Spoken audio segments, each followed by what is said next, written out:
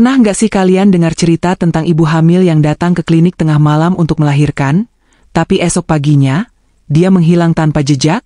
Nggak ada catatan, nggak ada identitas, bahkan bayinya pun lenyap begitu saja.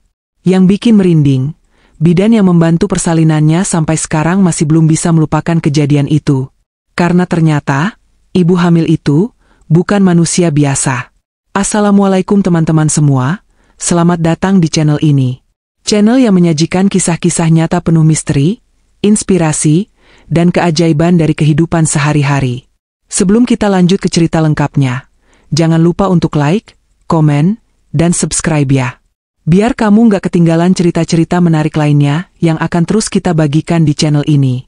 Dan seperti biasa, yuk kita ramekan kolom komentar dengan menulis sholawat untuk Nabi Muhammad. Jangan lupa juga tulis dari kota atau daerah mana kamu menonton video ini. Siapa tahu ada teman satu daerah di kolom komentar. Nama saya bukan Bu Rina. Tapi untuk keperluan cerita ini, panggil saja saya begitu. Saya seorang bidan yang sudah puluhan tahun menangani ibu-ibu melahirkan, mulai dari yang normal, darurat, sampai yang penuh drama.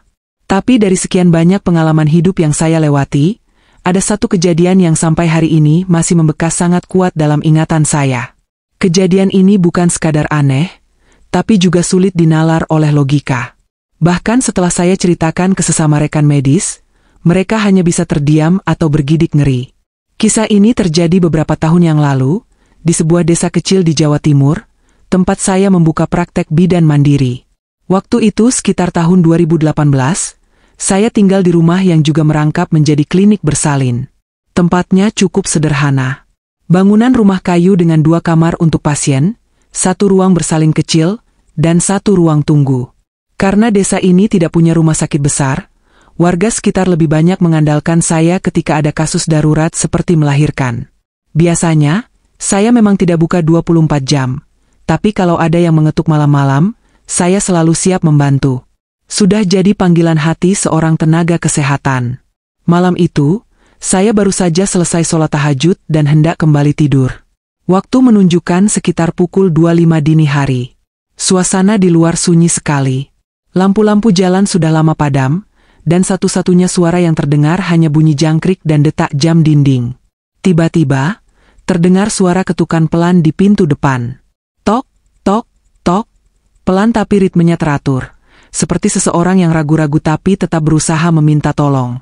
Awalnya saya berpikir mungkin itu hanya suara angin. Tapi setelah didengar lagi, suara ketukan itu terdengar semakin jelas. Tok, tok, tok. Saya bangkit dari kasur, mengambil senter kecil, lalu membuka jendela sedikit untuk melihat siapa di luar.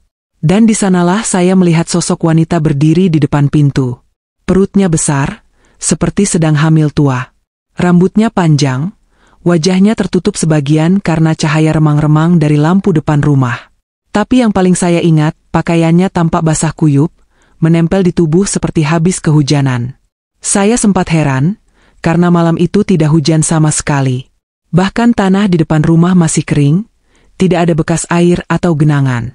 Tapi wanita itu berdiri dengan pakaian lusuh basah, tangan kirinya memegangi perut yang tampak berat, dan tangan kanannya berpegangan pada tiang pagar depan rumah saya.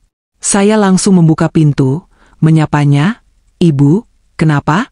Sudah mau melahirkan ya?" Ia mengangguk pelan, lalu menjawab dengan suara pelan tapi jelas, "Saya mau lahiran, Bu Bidan, perut saya sakit sekali." Saya segera membantunya masuk. Ia melangkah pelan, seperti menahan rasa nyeri. Saya heran karena dia datang sendirian, tidak ada suami atau keluarga yang menemani. Biasanya, pasien datang ditemani minimal 1 orang. Tapi dia benar-benar sendiri. Saat saya tanyakan di mana keluarganya, dia hanya menjawab, "Gak ada yang bisa antar." Wajahnya pucat, matanya sayu, tapi ada sorot tenang di balik pandangannya. Seakan-akan dia tahu betul apa yang dia hadapi malam itu. Saya membawa dia ke ruang bersalin, mengganti pakaiannya dengan baju pasien yang bersih, dan memintanya berbaring sambil saya periksa kondisi kandungannya. Saat itu saya melihat usia kehamilannya sudah cukup bulan. Bukaan sudah masuk tahap awal, dan kontraksinya semakin sering. "Tenang ya, Bu. Kita atur napasnya dulu," ucap saya sambil memegang tangannya. Kulit tangannya dingin, seperti orang yang baru keluar dari kamar mandi. Selama proses persiapan, saya mencoba mengisi formulir data pasien seperti biasa. Saya tanyakan nama lengkapnya, tempat tanggal lahir, alamat, dan nama suami. Tapi setiap saya tanya, jawabannya sangat singkat. Nama saya Dewi. Tinggal di desa ini. Sendirian. Suami sudah tidak ada. Saya berpikir mungkin dia sedang kesakitan, jadi enggan bicara banyak. Jadi saya putuskan untuk mengisi data belakangan saja setelah proses persalinan selesai. Yang membuat saya semakin bingung, saya tidak merasa kenal dengan nama Dewi dari lingkungan sekitar. Sebagai bidan desa, saya cukup hafal dengan para ibu hamil yang rutin kontrol. Tapi wajahnya benar-benar asing.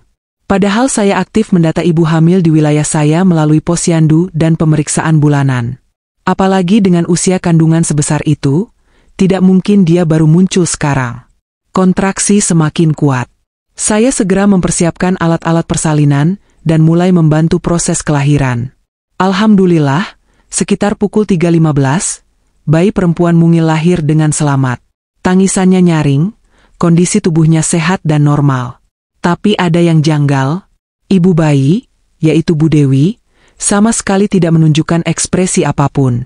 Tidak menangis, tidak tersenyum, tidak mengulurkan tangan untuk memeluk bayinya. Dia hanya memejamkan mata dan menarik napas panjang, lalu berucap lirih, akhirnya, keluar juga. Saya menaruh bayinya di boks kecil, dan mulai membersihkan ibu tersebut. Saya tanya apakah dia ingin menggendong bayinya. Dia hanya geleng kepala. Saya istirahat dulu ya, Bu Bidan, lelah sekali, ucapnya pelan. Karena saya juga ikut lelah, saya biarkan dia tidur dulu. Niatnya, nanti subuh saya akan bantu mandikan dan siapkan makanan. Saya pindah ke ruang sebelah, duduk sebentar di kursi sambil memejamkan mata. Saya sama sekali tidak menyangka bahwa itulah terakhir kalinya saya melihat pasien itu. Waktu terus berjalan. Setelah bayi itu lahir sekitar pukul 3 dini hari, suasana klinik masih sangat sunyi. Tidak ada tangisan lain, tidak ada suara kendaraan lewat, bahkan suara ayam berkokok pun belum terdengar. Bayi perempuan yang baru saja lahir itu saya letakkan di inkubator kecil di sebelah tempat tidur ibunya, Bu Dewi. Saya sempat memperhatikan wajah sang ibu. Ia memejamkan mata rapat-rapat, tampak lelah luar biasa. Tapi bukan hanya itu. Wajahnya juga tampak kosong. Tidak ada ekspresi senang seperti ibu-ibu pada umumnya yang baru saja melahirkan. Tidak ada senyuman haru, tidak ada air mata bahagia, dan yang paling aneh, dia bahkan tidak melirik sedikit pun ke arah bayinya. Sebagai bidan, saya sudah banyak menyaksikan berbagai ekspresi ibu yang baru melahirkan. Ada yang menangis haru sambil memeluk bayinya erat-erat. Ada juga yang tertawa kecil sambil mengucapkan syukur berkali-kali. Tapi yang saya lihat malam itu, tidak seperti itu. Bu Dewi hanya diam. Setelah mengatakan ingin beristirahat, dia membalikkan badan ke samping dan menarik selimut sampai ke leher. Tidak bicara sepatah kata pun lagi. Jujur, saya mulai merasa aneh. Tapi karena saya juga kelelahan dan pikir saya, mungkin saja ini cuma reaksi karena trauma atau faktor psikologis. Saya tidak terlalu mencurigai apa-apa. Saya pun beranjak ke ruangan sebelah untuk mengambil air hangat dan menyiapkan perlengkapan bersih-bersih. Setelah itu, saya kembali ke ruang bersalin, memandikan bayinya dengan lembut, lalu membungkus tubuh mungil itu dengan selimut hangat. Bayi itu sehat, tidak ada tanda komplikasi, berat badannya cukup, kulitnya kemerahan, semua tanda yang menenangkan hati seorang bidan. Saya sempat berpikir, untung ibu ini sempat sampai ke sini. Kalau tidak, siapa yang tahu bagaimana nasib bayinya? Tapi satu hal yang terus membuat saya tak tenang, adalah sikap sang ibu yang tetap diam. Tak satu kali pun ia bertanya tentang kondisi bayinya, atau sekadar menoleh. Saya lalu berpikir, mungkin dia mengalami baby blues atau gangguan emosional pasca melahirkan. Hal itu bisa saja terjadi. Tapi tetap saja, ada hawa yang terasa ganjil di dalam ruangan itu. Seolah-olah ada sesuatu yang tidak seharusnya ada. Entah bagaimana menjelaskannya, tapi ruang bersalin itu terasa dingin meskipun pintu dan jendela sudah saya tutup rapat. Saya bahkan sempat merapatkan jaket di tubuh saya sambil berucap pelan, "Astagfirullah." Setelah semua selesai, saya menulis laporan singkat dan niatnya hendak menanyakan data pasien secara lengkap saat matahari mulai naik. Saya bahkan sudah siapkan makanan ringan untuk sang ibu dan bayi. Tapi karena waktu itu belum subuh, saya kembali ke ruangan sebelah, duduk di kursi rotan kecil sambil bersandar. Saya tidak benar-benar tidur, hanya memejamkan mata sambil menunggu waktu salat. Namun rasa kantuk memang kadang tidak bisa dilawan, dan akhirnya saya tertidur tanpa sadar. Saya terbangun sekitar pukul 5.30 pagi. Matahari sudah mulai naik, dan cahaya tipis menembus tirai jendela ruang tunggu. Saya langsung berdiri, menengok ruang bersalin untuk mengecek kondisi pasien dan bayinya. Tapi saat pintu saya buka, saya terpaku. Tempat tidur yang semalam digunakan Bu Dewi, kosong. Tidak ada siapa-siapa. Selimutnya masih rapi, tidak terlihat bekas orang tidur. Bahkan bantalnya pun seperti tidak terpakai. Saya melangkah cepat ke bagian inkubator kecil di sebelah ranjang, dan jantung saya seolah berhenti berdetak. Bayi itu juga tidak ada. Awalnya saya pikir mungkin pasiennya berpindah ke ruangan lain. Tapi setelah saya periksa seluruh klinik, ruang tunggu, kamar pasien, bahkan kamar mandi, tidak ada siapa-siapa. Saya benar-benar panik. Saya buka pintu depan dan berlari keluar, berharap melihat jejak atau tanda kemana sang ibu dan bayi itu pergi. Tapi halaman depan kosong. Tidak ada bekas roda motor, tidak ada suara langkah, tidak ada yang aneh di luar. Semua seperti malam sebelumnya. Hening. Perasaan saya benar-benar tidak karuan. Ini bukan hanya kasus pasien kabur, ini lebih dari itu. Saya coba kembali ke dalam dan memeriksa ulang ruang bersalin. Saat itulah saya sadar satu hal lagi yang sangat mencurigakan. Tidak ada bercak darah atau kain kotor bekas persalinan. Padahal semalam, saya yakin betul telah membantu persalinan dan menggunakan beberapa lembar kain untuk membersihkan tubuh pasien dan bayinya. Semuanya lenyap, seperti tidak pernah terjadi apa-apa. Saya kemudian ingat, semalam saya sempat mencatat nama sang ibu, Dewi, meskipun belum lengkap. Saya buka buku pendaftaran pasien darurat dan mengecek halaman terakhir. Tapi saat buku itu saya buka, halaman yang saya isi semalam kosong. Bahkan tidak ada bekas tulisan. Saya terdiam cukup lama. Jari-jari saya gemetar saat membolak-balik lembaran lainnya. Tidak ada yang mencurigakan. Tapi nama, Dewi, yang saya tulis semalam, tidak ada. Seolah malam itu tidak pernah ada pasien datang, tidak pernah ada persalinan, tidak pernah ada bayi lahir. Pikiran saya campur aduk. Apakah saya bermimpi? Tapi tidak mungkin. Tubuh saya masih terasa lelah seperti habis bekerja keras. Ruang bersalin juga masih berbau obat dan antiseptik, khas setelah digunakan. Semua seperti nyata, tapi tidak meninggalkan bukti. Tidak ada saksi, tidak ada barang yang tertinggal, bahkan tidak ada catatan medis. Saya bingung harus cerita ke siapa. Saya bahkan mulai mempertanyakan kewarasan saya sendiri. Satu hal yang paling membuat saya bertanya-tanya, kemana perginya bayi itu? Kalaupun ibunya pergi, bayi baru lahir tidak mungkin dibawa begitu saja tanpa suara, tanpa tangisan, tanpa terlihat oleh siapapun. Dan yang lebih misterius, siapa sebenarnya Bu Dewi? Setelah kejadian itu, hari-hari saya dipenuhi rasa gelisah. Saya masih tetap membuka praktik seperti biasa, melayani pasien ibu hamil lainnya yang datang, tapi pikiran saya tak pernah benar-benar tenang. Sosok Bu Dewi terus menghantui saya. Bukan karena saya takut, tapi karena saya merasa ada sesuatu yang belum selesai. Ada rahasia besar yang tersembunyi di balik malam itu. Saya butuh jawaban. Siapa sebenarnya perempuan yang saya bantu lahirkan malam itu? Kemana ia pergi? Dan, kalau semua itu nyata, mengapa tidak ada satupun bukti yang tertinggal? Pagi itu juga saya mulai bertanya-tanya kepada warga sekitar. Saya datangi tetangga klinik, ibu-ibu kader posyandu, bahkan beberapa dukun bayi tradisional yang biasa membantu persalinan di desa ini. Saya bertanya, apakah ada yang mengenal ibu hamil bernama Dewi, yang tinggal sendirian? Apakah ada ibu hamil yang sedang menunggu hari lahirnya? Tapi semua jawabannya sama, tidak ada yang mengenal nama itu. Bahkan nama, Dewi, tidak terdaftar dalam catatan desa untuk warga hamil tahun itu. Saya mulai merasa cerita ini semakin aneh. Seorang wanita hamil besar datang sendiri tengah malam, melahirkan di tempat saya, lalu menghilang sebelum subuh tanpa jejak, dan tidak ada satupun warga yang mengenalnya. Saya lalu mulai menduga-duga. Mungkinkah dia pendatang? Tapi desa ini kecil. Jika ada orang baru, biasanya cepat sekali menyebar kabarnya. Apalagi perempuan hamil tua. Tapi tidak ada seorang pun yang tahu. Rasa penasaran saya akhirnya membawa saya pada langkah yang lebih nekat. Saya mendatangi seorang tetua desa, Pak Trimo namanya, usianya sudah hampir 80 tahun. Beliau dikenal sebagai orang tua yang bijak, tahu banyak sejarah desa, dan seringkali dipercaya menyimpan cerita-cerita lama yang tidak ditulis di buku atau catatan resmi. Saya ceritakan padanya secara jujur tentang kejadian yang saya alami. Awalnya beliau hanya diam, memperhatikan saya dengan tatapan kosong. Tapi kemudian, beliau menghela napas panjang dan berkata dengan suara berat, "Nak, mungkin yang datang malam itu bukan manusia biasa."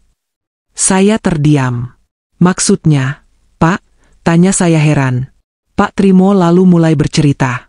Sekitar 40 tahun lalu, desa kami ini pernah diguncang tragedi yang sampai sekarang masih disimpan rapat-rapat oleh para tetua. Zaman dulu, ada seorang wanita muda bernama Dewi Rahayu, tinggal di ujung desa, dekat sawah yang sekarang sudah jadi kebun pisang. Dewi adalah anak sematawayang dari seorang janda tua, hidup sederhana dan dikenal sebagai gadis baik hati. Tapi pada usia 21 tahun, Dewi hamil tanpa suami. Zaman dulu, itu dianggap aib besar. Ia ditolak masyarakat, bahkan ibunya sendiri tidak mampu menanggung malu. Tidak ada yang tahu siapa ayah dari anak yang dikandung Dewi. Karena tekanan dari lingkungan, Dewi sering murung. Ia jarang keluar rumah, lebih banyak mengurung diri. Waktu itu, tak ada bidan di desa. Kalau melahirkan, biasanya warga akan memanggil dukun bayi.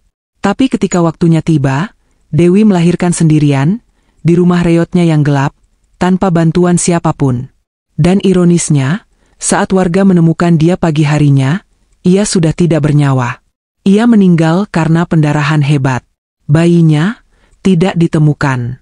Kata orang, bayi itu sempat menangis, lalu hilang begitu saja. Sejak saat itu, rumah Dewi dibiarkan kosong. Lama-lama roboh sendiri. Tapi warga sekitar percaya, arwah Dewi masih gentayangan. Beberapa mengatakan, mereka pernah melihat sosok perempuan hamil besar berjalan malam-malam melewati sawah. Ada juga cerita tentang suara bayi menangis di tengah malam, padahal tidak ada rumah di dekat situ. Cerita ini sudah menjadi semacam legenda gelap di desa kami. Dan anehnya, semua orang memilih diam, pura-pura lupa. Mereka takut kalau dibicarakan, sosok itu akan muncul kembali. Saya benar-benar merinding saat mendengar cerita itu. Bahkan nama dan ciri-ciri yang disebut Pak Trimo sangat mirip dengan pasien saya malam itu. Rambut panjang, wajah pucat, datang sendiri tengah malam, tidak bicara banyak, dan yang paling menggetarkan, tidak ingin menyentuh bayinya. Saya semakin yakin bahwa malam itu, yang datang ke klinik saya bukan wanita biasa. Mungkin dia adalah Dewi, arwah dari masa lalu yang masih membawa luka dan penyesalan. Tapi pertanyaannya sekarang, mengapa dia datang ke saya? Mengapa justru memilih saya sebagai bidan yang membantu proses kelahiran itu? Saya bukan siapa-siapa. Saya hanya bidan desa yang bekerja karena panggilan hati. Apakah karena saya membuka pintu di malam buta? Apakah karena saya tidak menolaknya ketika ia mengetuk? Atau mungkin, ia hanya ingin merasakan sekali saja bagaimana rasanya melahirkan dengan selamat, sesuatu yang tidak pernah dia alami saat masih hidup? Seminggu setelah kejadian itu, saya mengalami mimpi aneh. Dalam mimpi itu, saya berdiri di ruang bersalin. Sunyi. Tapi di pojok ruangan, saya melihat seorang wanita duduk sambil menggendong bayi. Wajahnya samar, tapi saya tahu itu Bu Dewi. Ia tersenyum pelan, lalu berkata dengan lirih, "Terima kasih, Bu Bidan, akhirnya aku bisa menimang anakku." Saya terbangun dengan air mata mengalir di pipi. Hati saya terasa sesak, tapi juga ringan. Sejak malam itu, kejadian aneh di klinik saya berhenti. Tidak ada suara ketukan tengah malam, tidak ada pasien misterius, dan saya bisa tidur dengan tenang. Mungkin, tugas saya pada sosok itu sudah selesai. Mungkin, dia hanya butuh seseorang yang mau menerimanya, walau hanya sekali, sebelum akhirnya benar-benar pergi. Kisah ini bukan untuk menakut-nakuti. Saya tahu mungkin tidak semua orang percaya, apalagi mereka yang berpikir rasional dan hanya percaya hal-hal ilmiah. Tapi sebagai seorang bidan yang hidup di desa, saya belajar bahwa tidak semua hal di dunia ini bisa dijelaskan dengan logika medis atau buku pelajaran. Ada sisi lain dari kehidupan, yang hanya bisa dipahami lewat hati dan pengalaman. Jika kalian mendengar suara ketukan lembut di malam hari, cobalah buka pintu dengan hati yang tulus. Mungkin itu bukan sekadar tamu. Mungkin itu adalah jiwa yang menunggu kesempatan untuk pulang. Itulah kisah nyata yang dialami langsung oleh seorang bidan. Menurut kalian, apakah ini hanya mimpi buruk karena kelelahan, atau memang ada hal gaib yang tidak bisa dijelaskan logika? Tulis pendapat kamu di kolom komentar ya. Jangan lupa like, share, dan subscribe biar channel ini makin berkembang dan bisa terus menghadirkan kisah-kisah menarik lainnya. Sampai jumpa di video berikutnya. Wassalamualaikum warahmatullahi wabarakatuh.